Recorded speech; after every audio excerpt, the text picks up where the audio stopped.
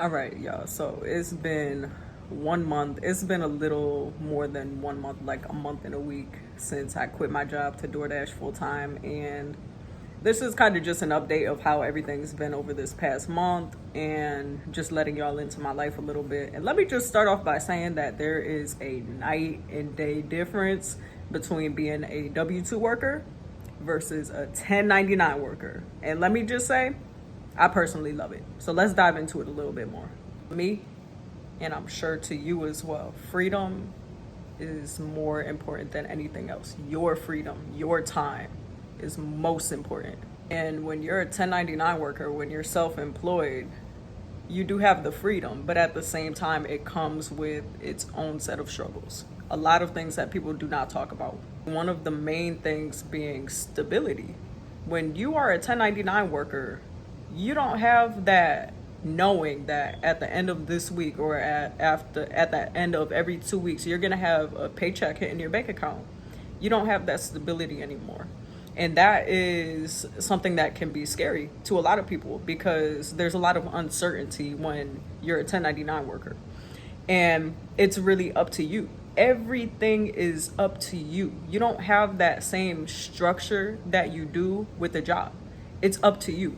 Being self-employed really is not for everybody because you need to be self-disciplined to a T. You have to have extreme self-discipline to be self-employed because you're not gonna have that same structure, like I was saying, where you have to be here at this particular time, these particular days. You're not gonna have anybody telling you what you need to do, when you need to finish it. It's all entirely up to you. And if you are disciplined and you can create that sense of structure for yourself in terms of how you schedule out your days, you will be successful. But at the same time, if you're prone to laziness and you wake up and you're like, well, technically I don't have to be anywhere at any particular time and nobody's gonna call on me if I'm not. If that's the type of person that you are, you will fail. Your results will suffer severely because it's up to you.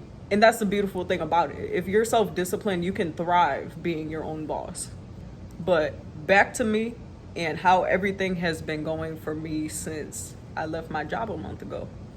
Bro, this past month has felt like the longest month of my entire fucking life. And I say that because I swear, since the day after I finished working, and it was my first day being job free, I feel like it's been obstacle after obstacle after obstacle. There have just been so many setbacks, bro. So many setbacks. Where like every single day was something. Every single day. And I'm not going to go into too much details regarding all of the little things that happened over this past month, but for a little bit of context, it was all financially related. All financially related. Most unexpected things started happening. The most unexpected things and things that have never happened before in my life. Like when I put in my 2 weeks at my job, I had a certain amount in my savings account that would basically cover my overhead expenses.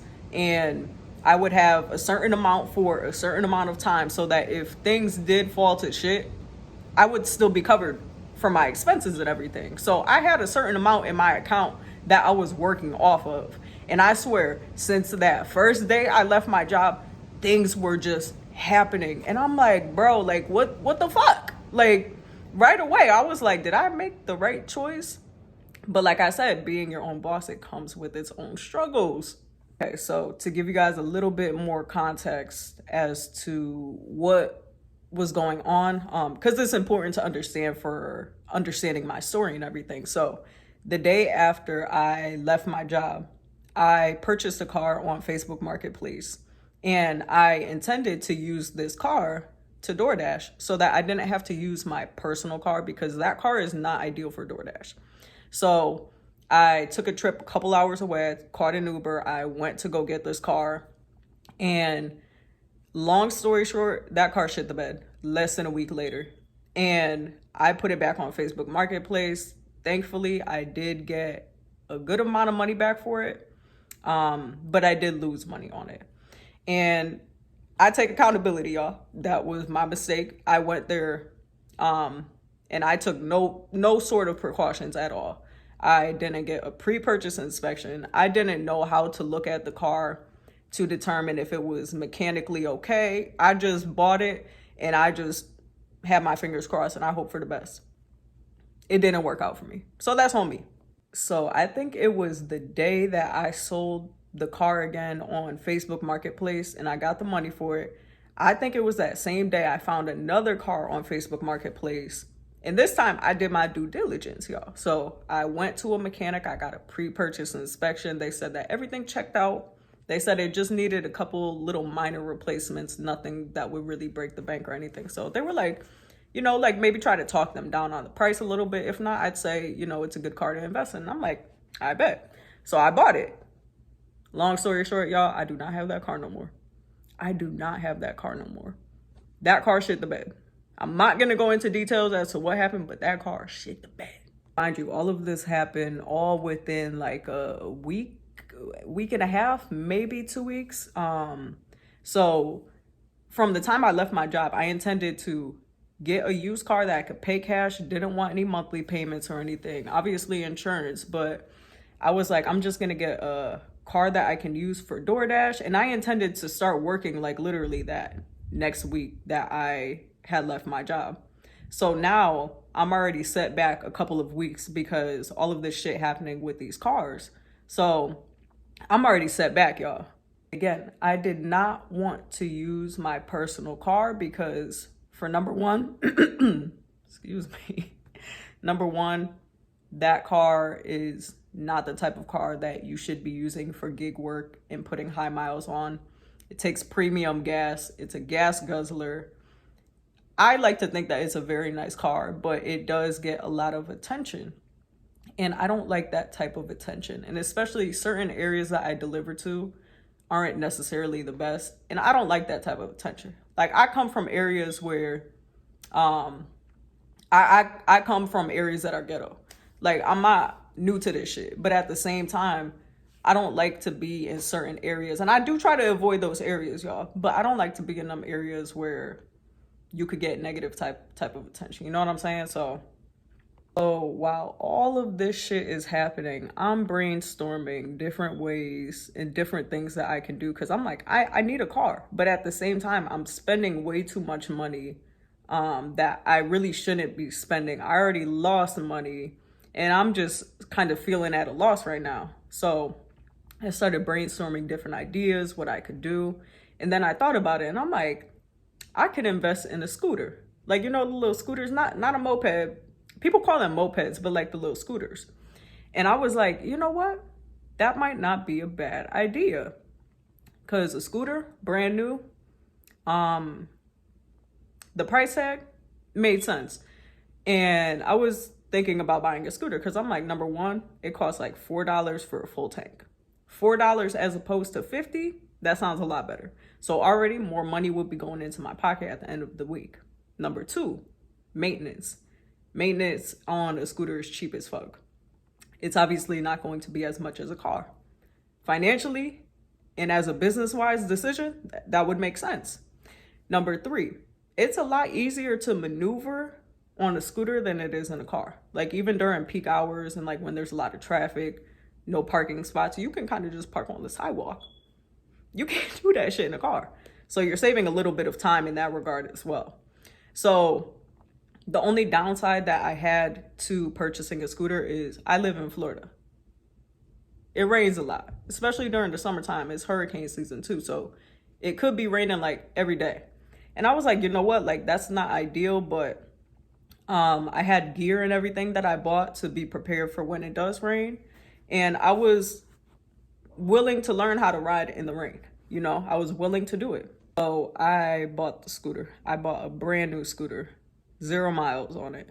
And I tried that for a couple days, door dashing. And let's just say, not sustainable. Not sustainable, bro. Like, I mean, don't get me wrong. It was cool. Like I was getting orders and everything. But the thing is, I had to set the setting on DoorDash to e-bike because if you have it on the scooter setting, it tries to bring you onto the highway. And even if I tried to open up Apple Maps and put avoid highways, bro, that shit was like a 30-minute ride sometimes. I'm not doing that on the scooter. I legally could not take that scooter on the highway. And even if I could, I was too damn nervous to. So I had to stick with e-bikes. So I would get a couple orders an hour, but it would not. The pay did not make sense. The pay was significantly different than when I was in a car. And when I say significantly different, like I mean $10 less an hour. That shit adds up, bro. Real quick. So now I'm in a position right now where I am using my personal car for the time being because it's what I have to do. And I'm looking to either sell my scooter or trade my scooter for a Toyota or a Honda, because we know those are the most reliable cars. Them things do not break. Unless you buy a shitty one like me and it shits the bed 3 days later. But that's besides the point. So that's kind of my position that I'm in right now, is I'm trying to let that thing go and get into a reliable car so I don't have to keep driving mine. Like I mentioned, my personal car, it is quote unquote a luxury car. It takes premium gas and she is a gas guzzler. I just filled her up yesterday. It was $47.77 to be exact, because the numbers matter. And I fill up about every other day. She be going through gas. So that severely cuts into profits that could be staying in my pocket at the end of every week.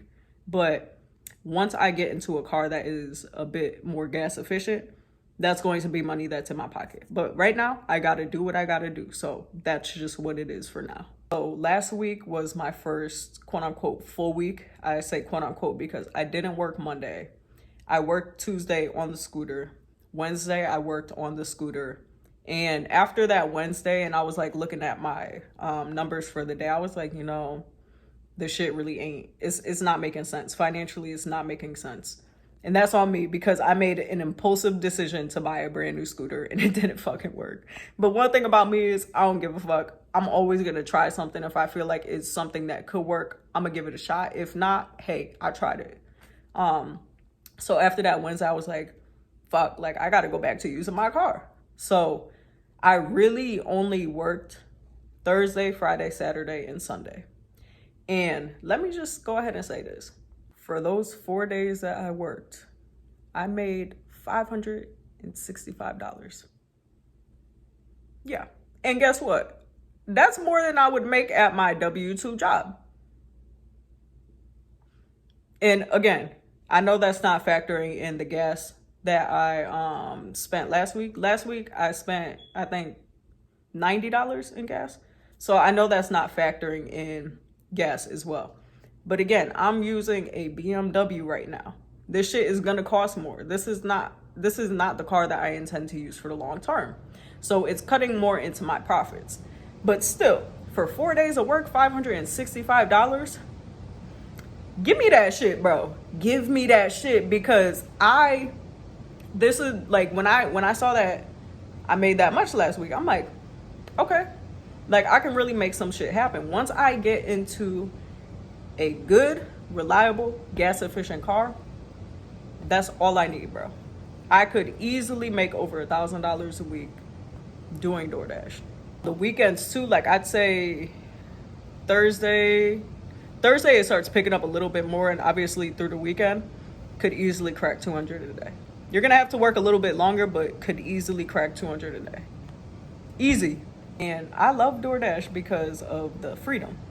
That's what it's all about, is the freedom and having flexibility. And thoroughly, I enjoy it. Like, I actually enjoy doing this shit. Is it what I want to do for the long term? No. Am I destined for more? Yeah. But is it paying my expenses right now? Yes. Am I a lot happier than I was working at my job? Absolutely. And it's all on my own time. I'm making my schedule. I'm going out here and I'm doing what I want to do when I want to do it. If I want to take an hour-long break at any time I want, I could do that. I don't have to call on anybody. I don't have to tell anybody what I'm doing. And that's what I love more than anything, because I hate that shit, bro. I hate giving somebody the power over my time and over my life. Somebody that I don't even know. I don't even know you, bro. Why am I giving you the power over my life? Fuck that. DoorDash is really a different type of vibe. Like I really fuck with it. I get to drive my car all day, listen to music, podcasts, whatever, explore my city. I'm learning so many different parts of my city that I didn't know before, and I'm still kind of new to this area too. So I'm familiarizing myself with my city. I'm meeting new people. I'm getting paid immediately. Like that's a different type of feeling when you're seeing the money stack up right in front of your eyes. When you're working a job, you see your check at the end of the week or every other week. You don't see on a daily basis how much you're making. You're seeing it right in front of your eyes when you're door dashing. I think that's dope. I will say though that yesterday was a super slow day. Super slow. Bro, I've never experienced a slow day like that before. But even with it being that slow, I still made $120. 119. But I'm gonna just say 120.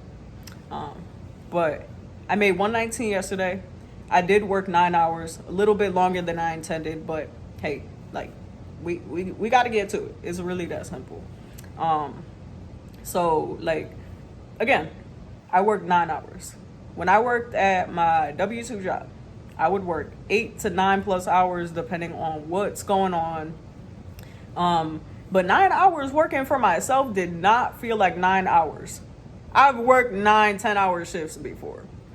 It feels completely different. Like that time flew by yesterday. And I'm like, oh shit, like it's already almost this time. Like where did the time go? Like I really feel like it's because I have the control.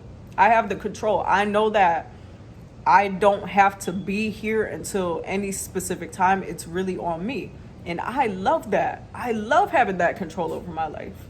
When I would work those 8, 9, 10-hour shifts at my job, I would come home exhausted.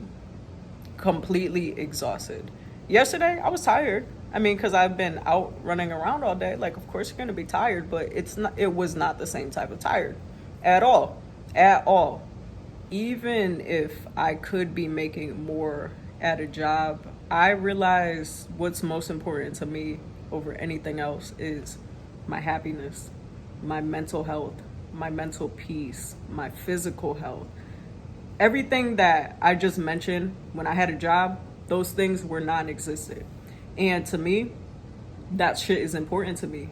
It's important that I am happy in my life, even if it does mean I am not making as much as I could be, because my happiness and my health and my peace is more important than a dollar amount. I used to think that money was my number one motivating factor when really this whole time it was just freedom. As long as my bills are paid every single month, that's the only thing that matters. That's the only thing that matters, and that is what DoorDash is doing for me right now. Again, this is not my end-all be-all because I know what I ultimately want to do, but for the time being, it's taking care of me. And for that, I am grateful. It's keeping me from clocking into some random-ass job that I don't fucking like. And for that, I would choose this over and over and over again. They going crazy, right? So despite the roller coaster of emotions and financial things that have happened over this past month, I would choose it over and over again. Every single time. I would not change a single thing that has happened up until this point.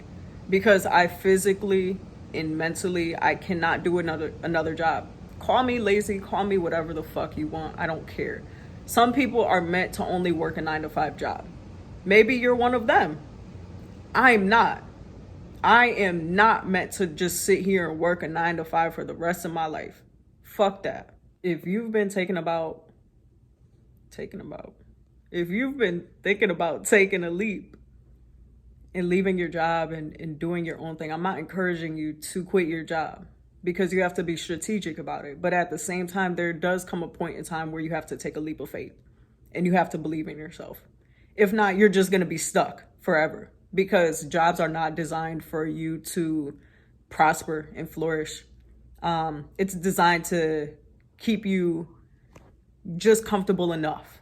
Just comfortable enough for you to have all of your expenses paid. Just comfortable enough for you to have a little bit of money, but never enough for you to actually leave. Use me as an example. Yes, I did have a certain amount of savings before I did leave my job. I did.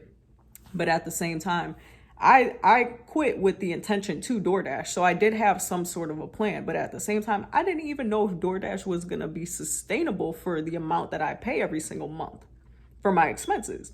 I didn't know. But I was like, fuck it. I'm tired of working this job. I'm tired of feeling like shit every day. I'm tired of putting myself on the back burner. I'm going to make something work. If DoorDash isn't the answer, I'm going to figure something else out. You have to bet on yourself. If not, you are just going to keep spending days, weeks, months, years doing something you don't want to do. Something's got to give. If you have the desire, the will, and the mindset to succeed, that is really all you need. The rest will take care of itself. You have to believe in yourself more than anything else, especially when you're your own boss. This is a very untraditional way of doing things. It's going to come with a lot of setbacks. It's going to come with its own set of quote unquote failures. You have to be willing to keep pushing through and make some shit happen. If you've watched this entire video, I appreciate you so much. Thank you for listening to my story, and it's time to go create your story. So let's get it.